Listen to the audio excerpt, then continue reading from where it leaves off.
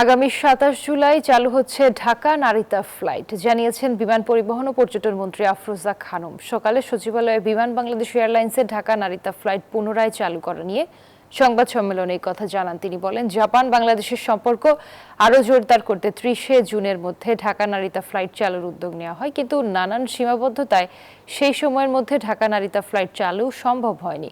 এ সময় বিমান প্রতিমন্ত্রী এম রশিদুজ্জামান মিল্লাত বলেন, রাজনৈতিক কারণে বিগত কয়েক বছরে বন্ধ হওয়া ফ্লাইটের মধ্যে যুক্তরাষ্ট্র, অস্ট্রেলিয়া সহ মধ্যপ্রাচ্যের অনেক ফ্লাইট চালু করা হবে। Bashundhara public school and college 2026 শিক্ষাবর্ষে ভর্তি চলছে। 1 জুলাই ঢাকা নারিতা ঢাকা রুটে ফ্লাইট পরিচালনা স্থগিত করে রাখা হয়েছিল। আমরা 30শে জুনে যেটা বলেছিলাম সেটা অন টাইমে আমরা করতে পারছি না, বিকজ জাপান সিভিলেশনের কিছু ফর্মালিটি যে কারণে কমিটমেন্ট করেছি সেটা ইনশাআল্লাহ 27শে জুলাইয়ের মধ্যে আমরা শুরু করব।